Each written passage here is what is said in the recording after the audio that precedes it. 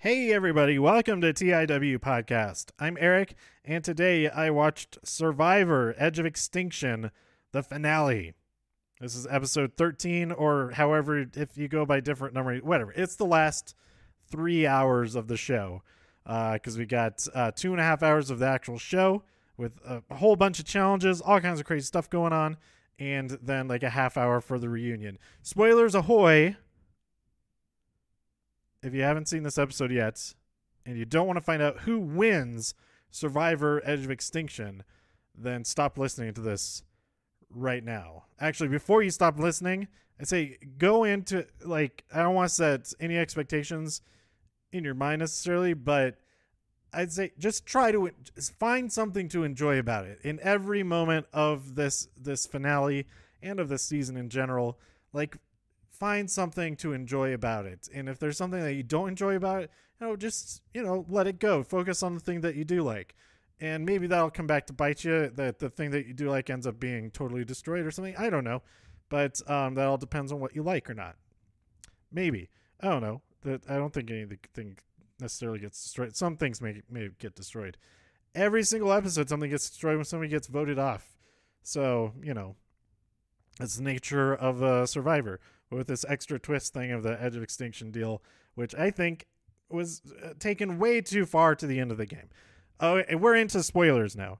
Okay, improvements that I feel like could have been made. Well, we have the Edge of Extinction challenge to get back in at the beginning of this episode, so that they get back in to make it the final 6. So we were at the final 6. But then one was voted out, and then everybody competed, and then we get back up to 6 in this. I think if they were to do this again, I hope that they don't do this twist again, because it won't work. It barely worked this time around. We got kind of lucky that there was some pretty zany characters and stuff like that were really interesting to watch. Things that I would have done differently for this. And saying this is, I kind of hate it when people go oh, they should have done this and this and this and this. But I don't know, sometimes it's useful, especially if it's something like rules of a game, which this would be. The rules that I would tweak for this a little bit, first of all, I could see their intent with the before we get to that, this challenge, they go through rope obstacles, then undo some locks or untie some knots, and then build a rope bridge as they're climbing across it, just connecting ropes across between two beams. They couldn't touch the beams, they could only be on the ropes, and then they had to do a table maze. So Aurora, Eric, and Joe were in the lead, coming off of the bridge, but then Chris makes a comeback, and it was right between Chris and Joe. Joe blew it. He got his first ball, but his second ball, he was right there, and then it went off the side. And Chris was able to overtake him, and he got a spot back in the game. So this leaves us with Chris, Victoria, Rick, Julie, Gavin, and Lauren are the final 6 now. Okay, so he is given. Rick knows that he got his thing, his 2 halves of an idol that he had to give to somebody else, half of it, and then if they were still in the game, they could reunite as an idol. So Rick knew about that. He wanted to rekindle their friendship that they kind of made up over on Edge of Extinction before Rick got back into the game, and those two really wanted to work together, it seemed like. Well, more so Chris wanted to work with him and with Lauren because he knew about Lauren's idol, which I had a feeling would come into play because Kelly just told it was the first thing she told everybody. Anyway, so that 2 halves of the idol that then would be active the next tribal council, I feel like that is I don't know. I don't really like that. especially so close to the end, because that gives him the idol to use at Final 5, which is nuts, especially what ended up happening in the Final 5 was just crazy. So the what was I going on? Oh, okay. So it shouldn't have been with how late that the person getting back into it. I feel like that didn't work. If it did still have to come back and make the final 6, the returning person was the 6th person come back in. I think I was kind of assuming that they would just be immune because they've done that before.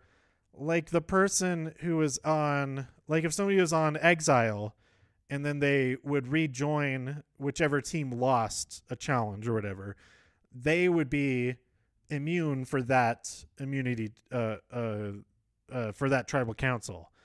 So I thought it would maybe be like that kind of thing. It would make sense.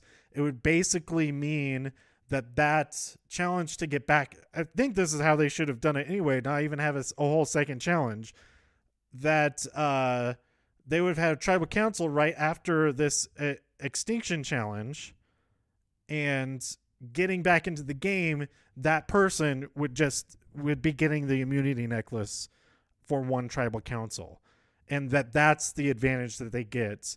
That's the one lifeline that they get to continue in the game. And I think that would be a little bit more fair. It's still like a huge advantage that late into the game, but I think it's a lot better than I mean, I guess there's the possibility that they'd screw it up and that they wouldn't be able to even use the two halves, get them back together, or people betraying each other, whatever. But I feel like if they wanted to help the person, that it would just be they get into the game and get back into the game, and then they have tribal council right after that, and it's just that you can't vote for that person that gets back in. And I think they should have done that for the other one as well, instead of making it into another idol thing, because there are already so many idols on the show. They keep adding, and now we have next season. It's called Island of the Idols. I know it's technically referring to the two people who are returning to be mentors, Boston Rob and Sandra, which it's gonna be such a crazy scene with the giant heads and everything. Oh my god, I'm actually pretty excited for it. But if it is like they just have idols like everywhere, and it becomes, I don't even know what it would be. Maybe the twist is they're calling it the Island of the Idols, but the twist is there are none. There are no hidden immunity idols at all. It's just the advice that you're getting from them. It's like, yeah. Anyway, so yeah, and also I think this should have happened at like that final 8. Like they voted off, they're down to 7 people, and then a person comes back into the final, so it's back up to 8, and that would have happened 2 episodes ago. I think that would have been a lot better, and then we're just over it for the Edge of Extinction for the rest of the time. That's not even a factor into anything, and just get on with the game, regular season from then on. But hopefully they just never do this thing again, because it won't work again. Once they learn about it, once they know what's going on, then you automatically know, oh, this is how it played out. That's probably how it's going to be, that kind of thing. But I guess it's the same way with any other twist. But yeah, if they do it again, it's got to end sooner than the finale. That's kind of crazy that somebody who was voted out in episode 3 gets back into the game in the finale.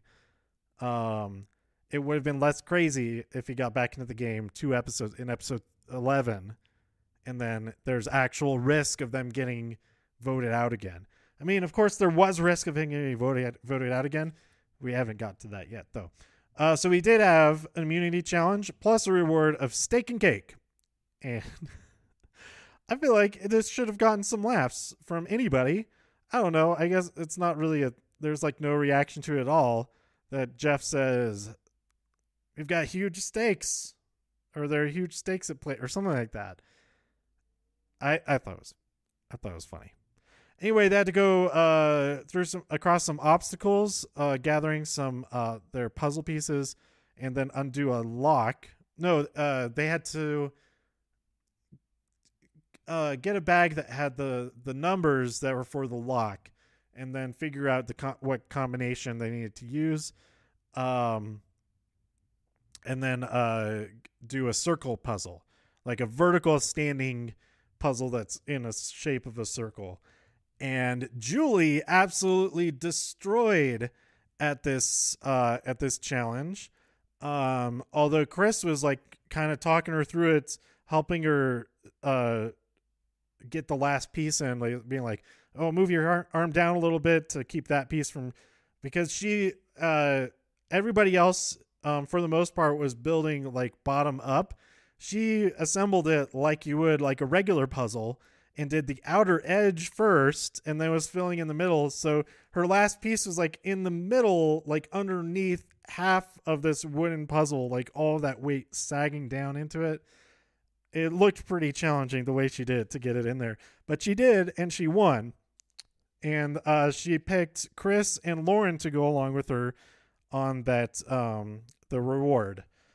So at the immunity challenge, at the what is it? Yeah, immunity challenge.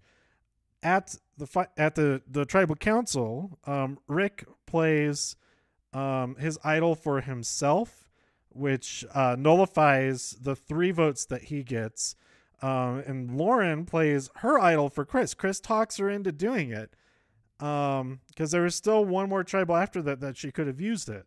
But he only gets 1 vote, and Victoria gets 2 votes and is out of the game. And I believe the 2 votes were from Rick and Chris.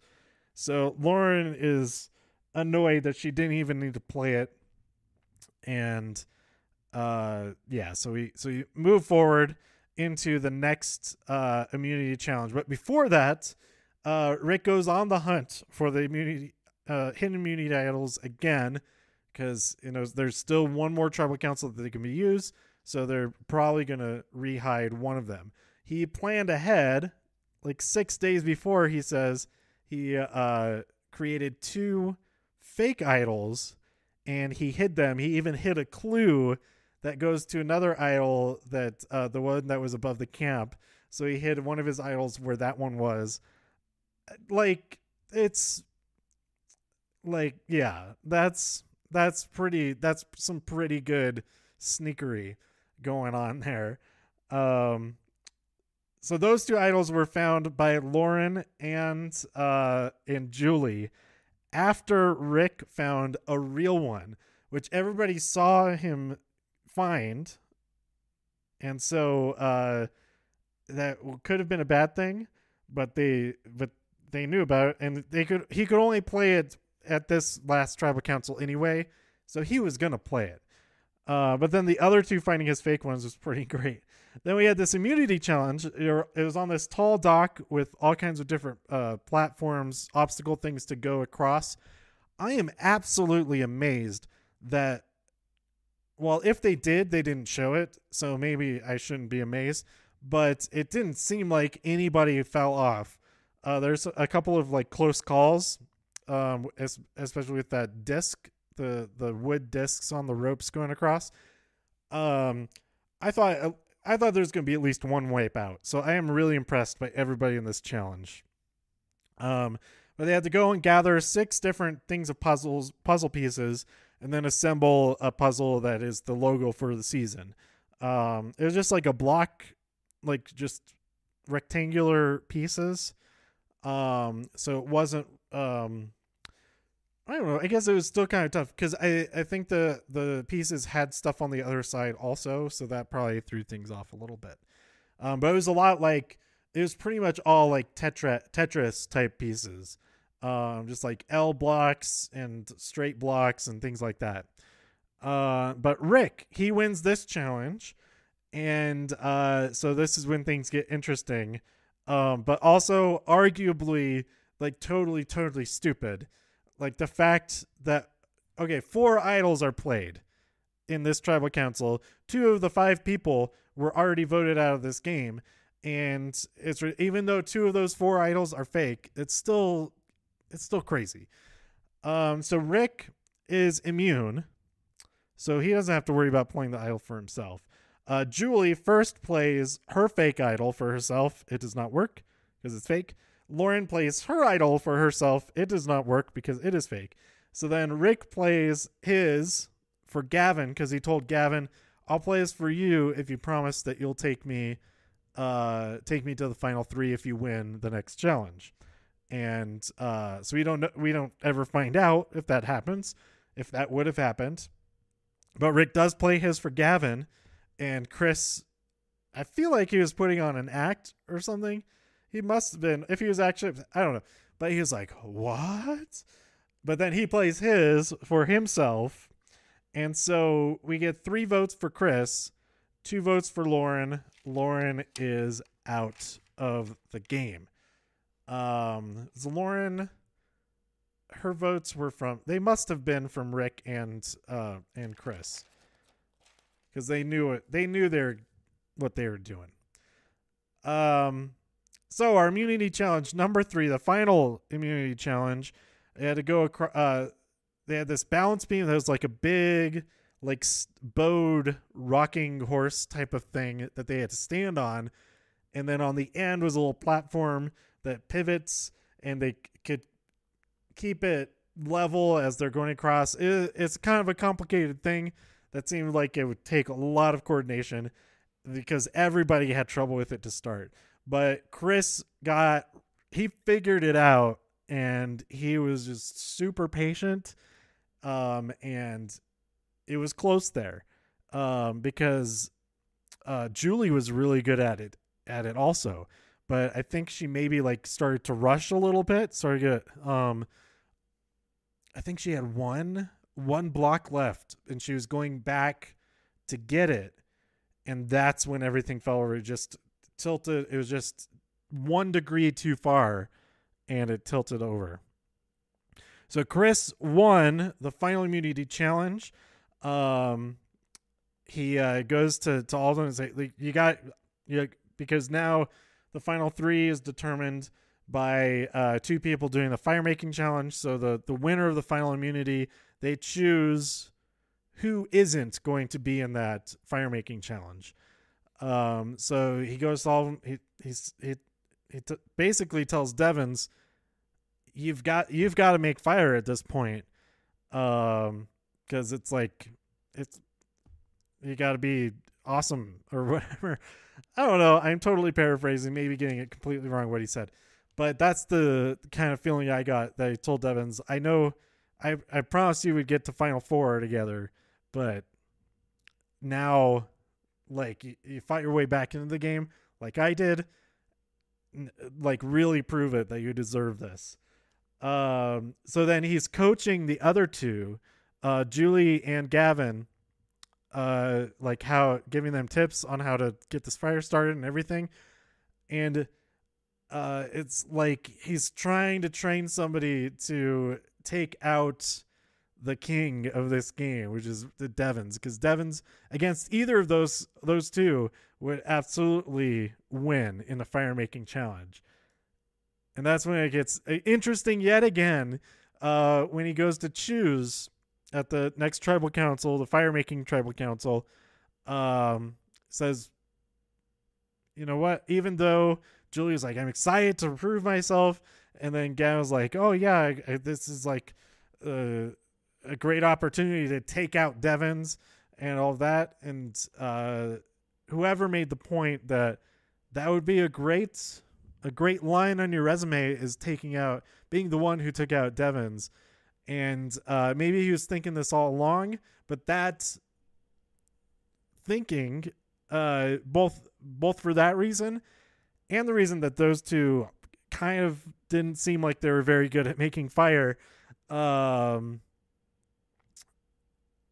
Chris made the call to give up his immunity and take on Devins himself, which was such an awesome move. It is pretty much the only move that he could make and have any hope of winning the game.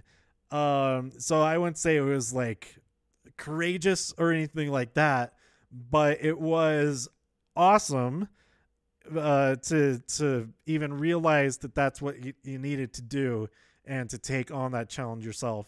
That's like it's that's playing the game. So it was like super windy.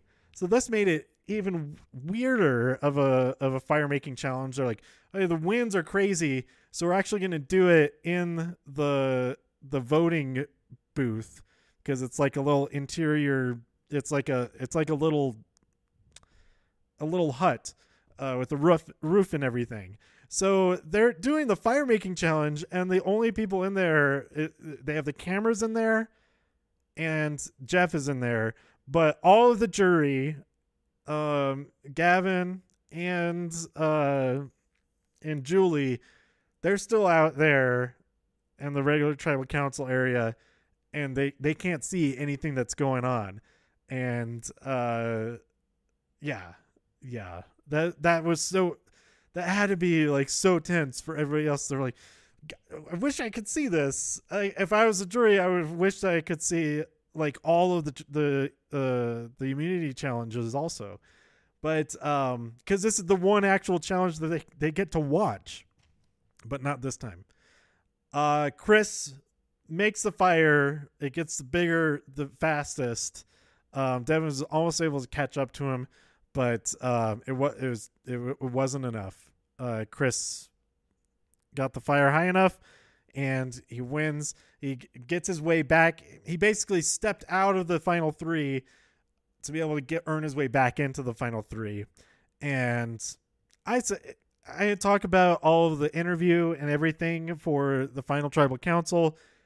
All that, there were some great answers from everybody. Like it got to me a little bit, some of the answers and stuff. But it was also a little bit like after Chris made his way back into the game, they had, each person had a little bit of something to say.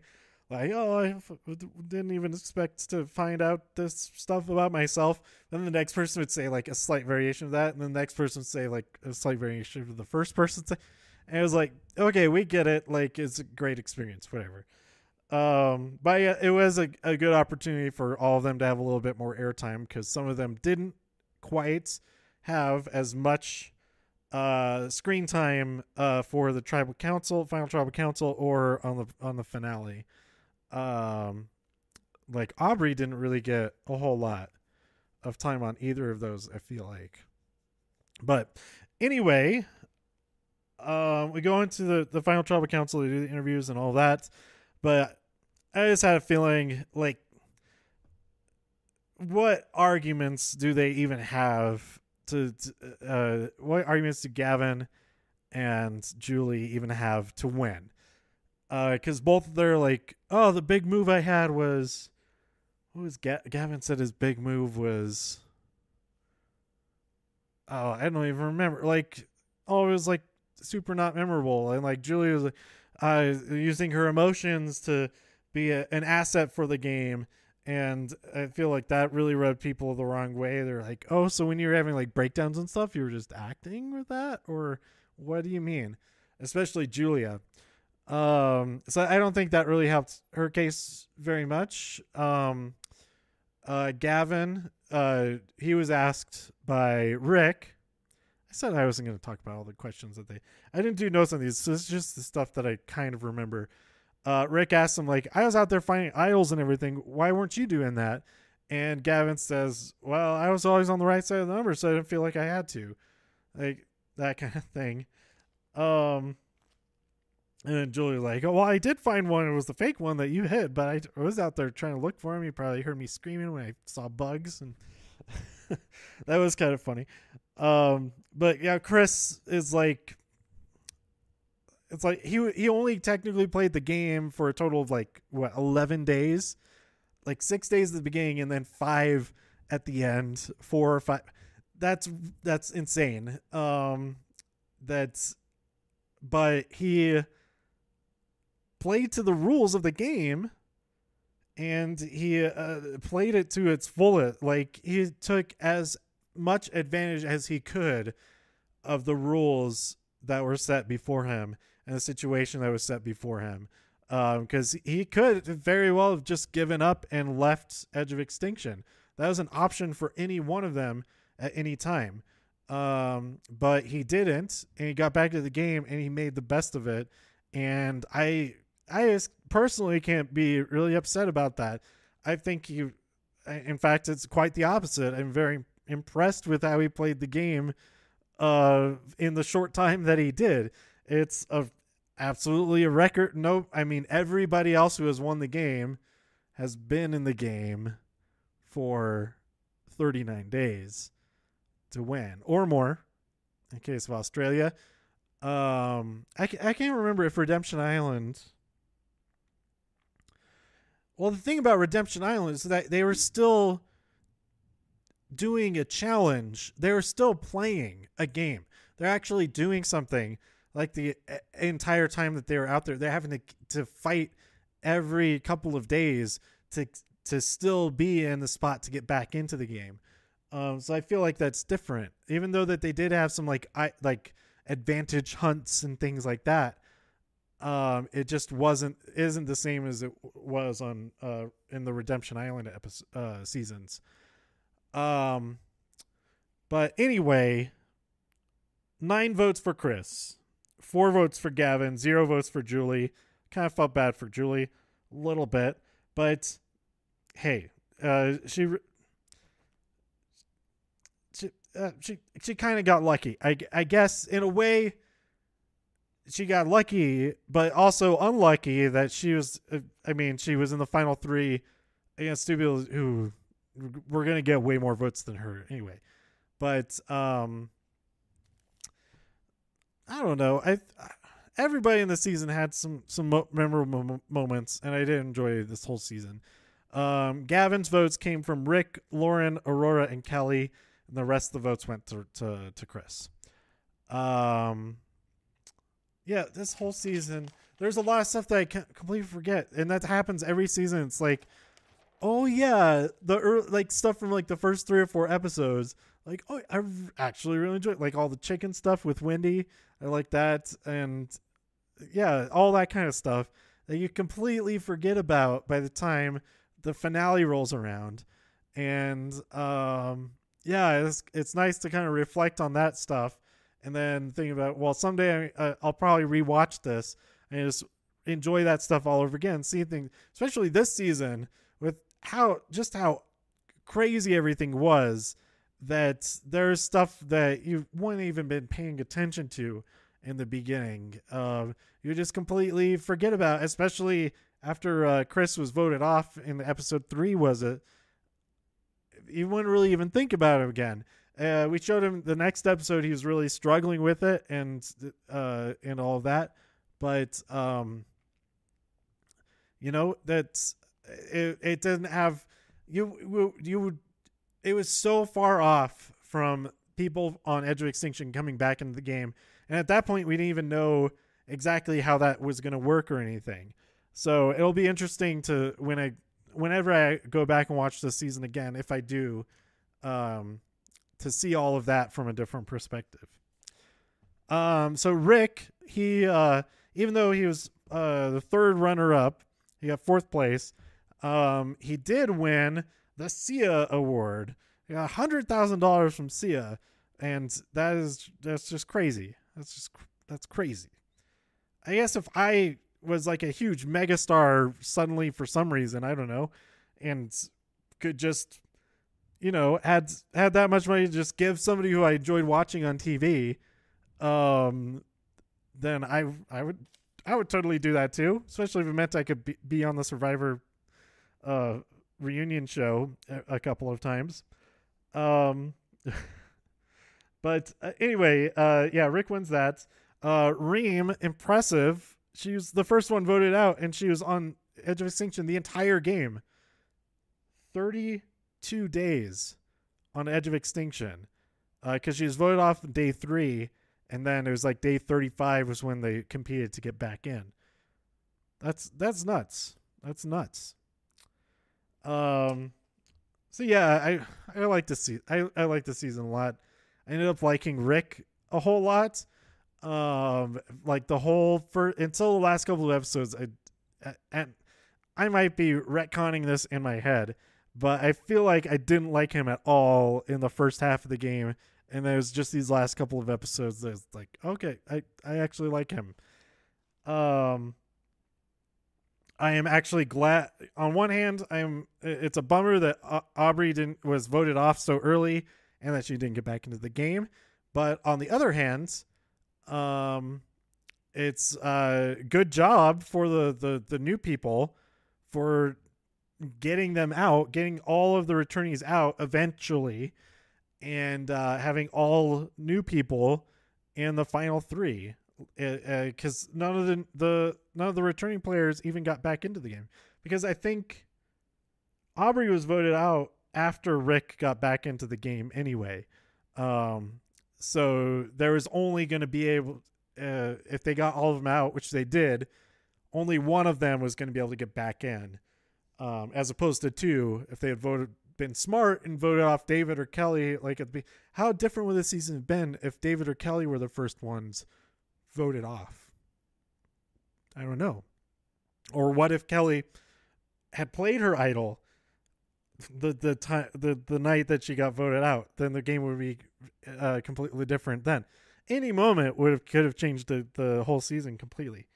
But yeah, I enjoyed it. I'm looking forward to the next season. We got a little preview of next season. Boston Rob versus Sandra. Except that they're not actually playing. They can't win the money. They are the mentors on the island of the idols. Get these gigantic stone head sculptures of them, like on. It's amazing. I hope that they get that. Their prize is that they get those giant stone sculptures of themselves to do whatever they want with them afterwards. Like that's their that's part of their payment, is that they get those giant heads.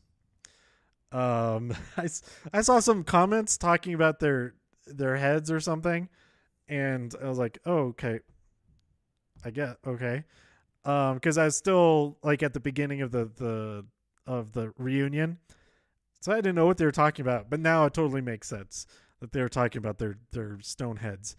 I'm actually pretty excited about that. Like, I don't know how exactly that's gonna work. I think that it is great that they're at least letting us know right up front that they're not playing to win the game. They've already won the game.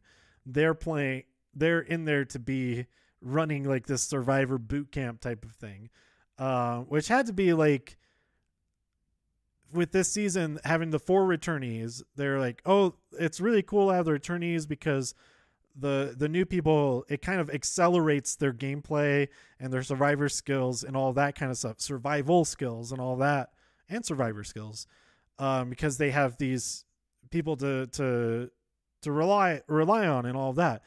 But what if so they probably thought, what if we have that element of it, but it's not part of the game? Because they're what am I trying to say? They're not competing in the game, so them being targets and being a threat isn't a factor, but they are there to accelerate things and really help everybody to get acclimated to everything even faster than if it was just all brand new people. So I think this is going to be a really good I'm excited to see what happens with this.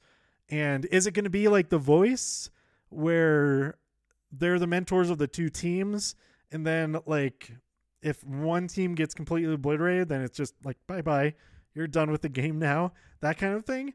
That could be cool. And if they do it that way, I could see them doing like 4 coaches and starting with 4 teams at some point in a future season, and that could be really cool if this one goes well, which I think it will. It's got to, because those two are so much fun to watch, and having them basically like narrating the game at times would be it's like a whole different like a whole different look at the game, I guess. I need to go get some sleep. Starting to lose my grasp of words. And then I hold my notebook upside down. So yeah, I think that's just about enough talking about Survivor. That's a solid half hour or so. Yeah, I can't wait to see what happens next. I am a little bit sad that there's no Amazing Race this week, but 3 hours of Survivor, I can't really complain, can I? And I guess next week it's going to be 2 episodes of Amazing Race, and then after that, who knows? There's something with them to be eligible for the Emmys that all the episodes have to be released in some form before like June 10th or something.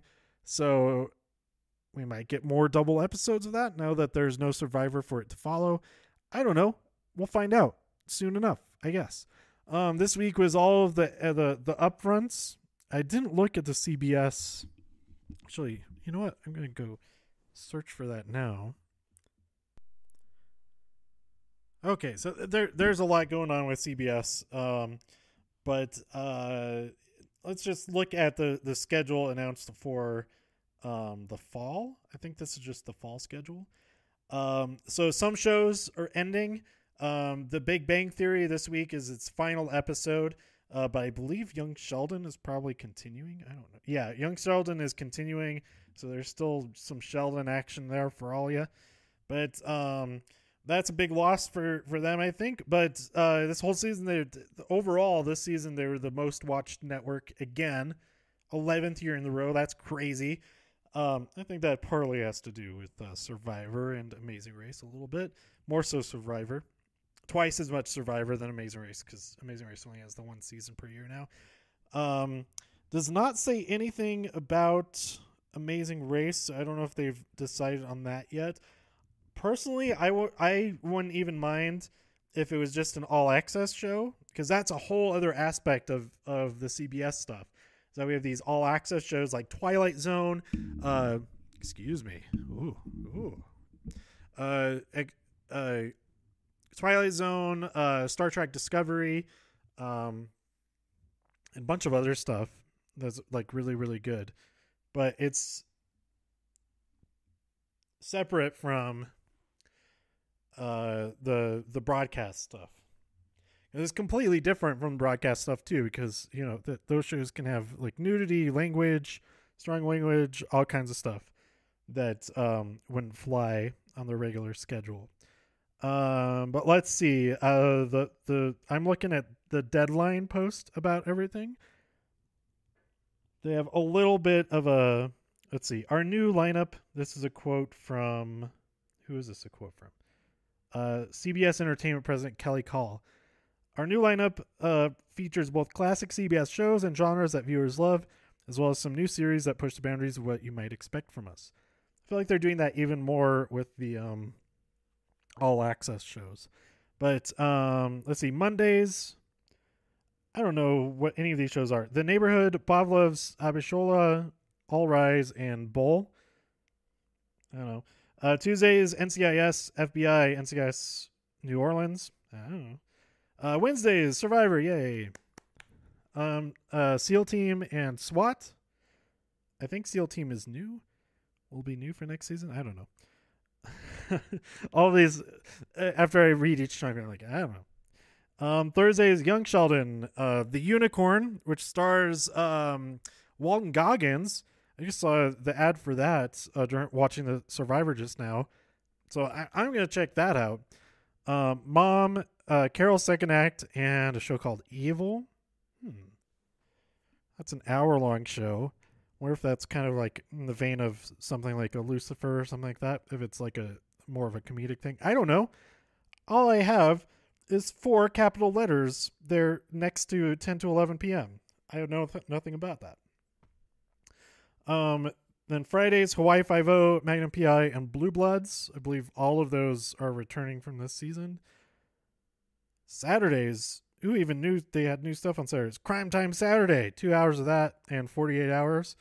And Sundays, 60 Minutes, God Friended Me, NCIS Los Angeles, and Madam Secretary. So that one is returning. Is NCIS Los Angeles, is that a new one? I don't know.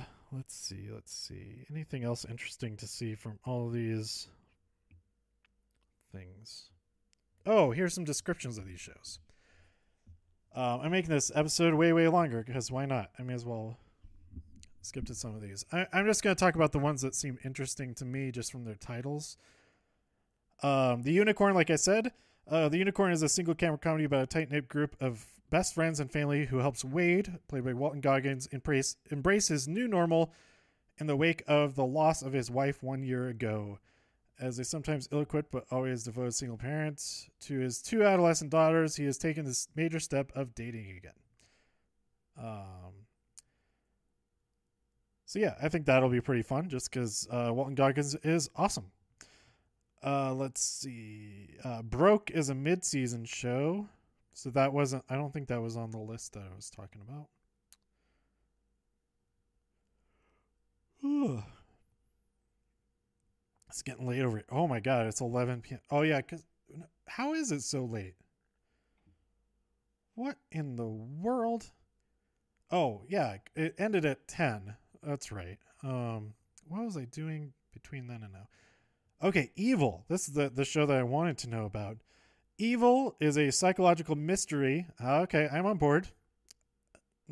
Need read no further. Me no need no read for further. Evil is a psychological mystery that examines the origins of evil along the dividing line between science and religion.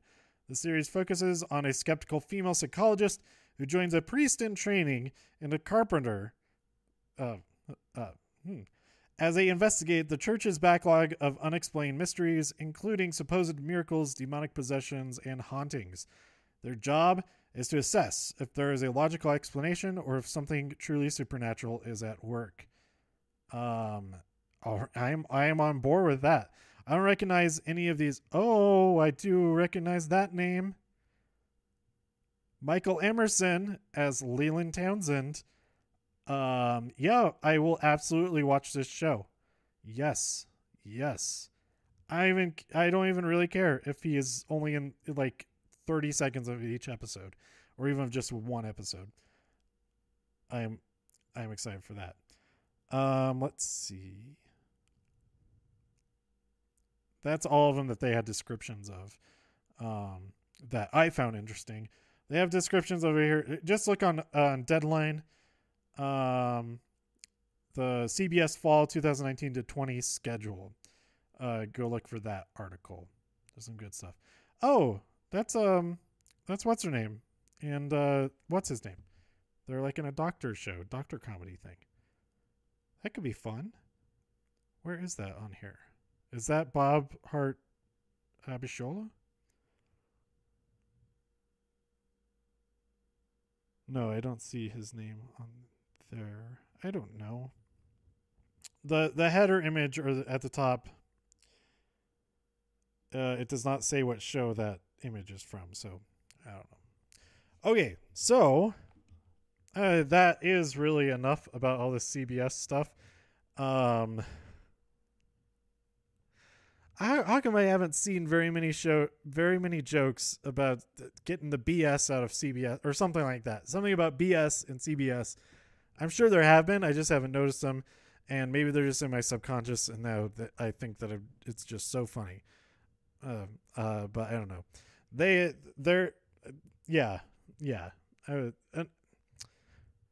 There's lots to talk about as far as CBS as a corporation goes, as a company goes, but we'll not talk about that. All I know is that Survivor and Amazing Race are awesome, and so is Twilight Zone. Go watch Twilight Zone. I am so far behind the last episode of this first season. I believe it is picked up for a second season already. Is not part of these upfronts because it's its own thing now. What was I saying? The last episode, the final season, the season finale, I believe is either this week or next week, something like that. And then we get more Black Mirror come in at the end of the month or something, or the beginning of June. I don't know, too many shows. All these different anthology shows. At least the anthology shows, you can just watch one episode and it's a great story there. Hopefully it's a great story. But if it's not, it's just the one episode, so it's fine. Go on to the other one, get a brand new story. I still need to go back and finish watching all of Do Androids Dream of Electric Sheep? Or is it Android Dream? I don't know.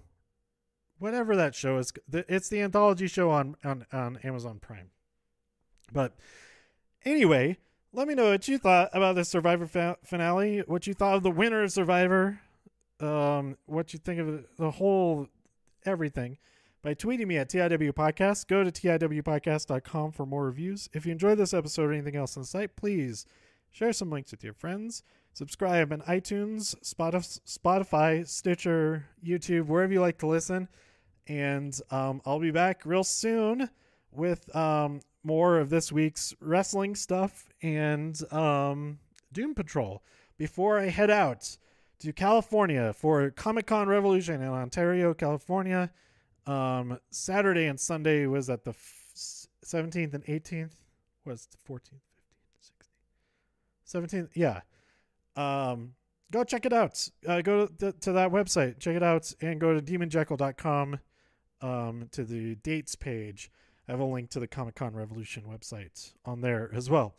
And other conventions I'll be at soon, selling my art. That's all. You can see what the art is at demonjekyll.com. Yeah, thanks for listening, and stay safe out there in all the many infinite multiverses. This has been TIW Podcast. Bye.